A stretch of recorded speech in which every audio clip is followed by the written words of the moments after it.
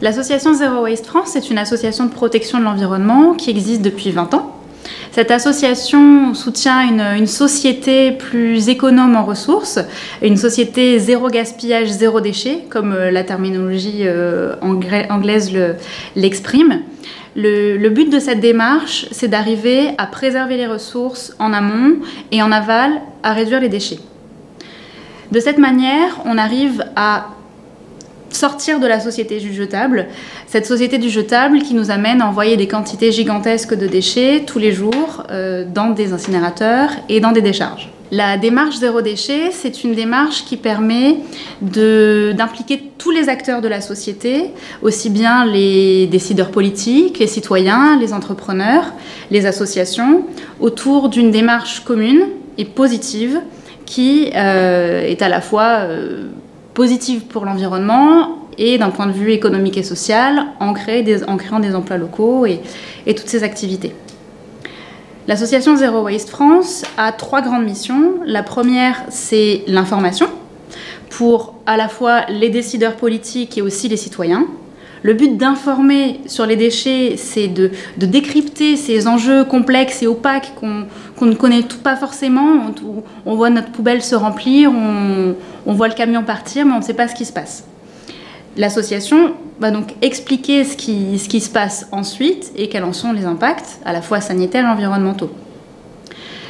Concrètement, il s'agit d'aider les élus et les techniciens dans les collectivités à mettre en place des démarches qui permettent de réduire les montants de déchets qui partent donc à l'incinération et en décharge. En aidant les collectivités à travers un programme d'action, de formation, on va permettre du coup de former ces élus par des rencontres, par des voyages d'études, pour qu'ils voient les solutions qui existent déjà en France ou même déjà à l'étranger. On voit qu'à San Francisco, par exemple, on arrive à détourner 80% des déchets qui allaient avant en décharge. Ça, ils ont réussi avec 3 poubelles.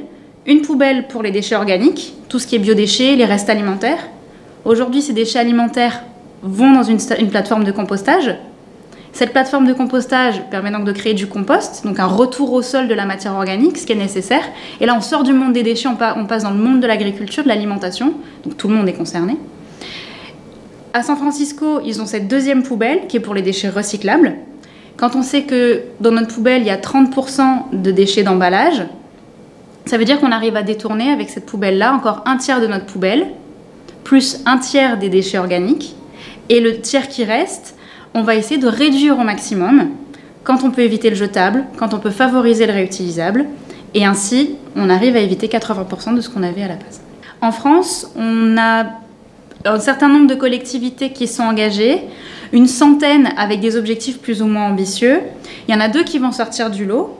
La première est dans le nord, c'est la ville de Roubaix, qui a à peu près 100 000 habitants et qui, pour ces 100 000 habitants, a mis en place beaucoup de différentes actions, notamment avec des familles qui suivent un défi famille zéro déchet, avec aussi des actions sur le compostage, des pesées des poubelles. Et plus proche de chez nous, on a aussi la commune de Miramas qui a un programme ambitieux de réduction des déchets et qui, on l'espère, va permettre de tirer vers le haut toutes nos communes du Sud.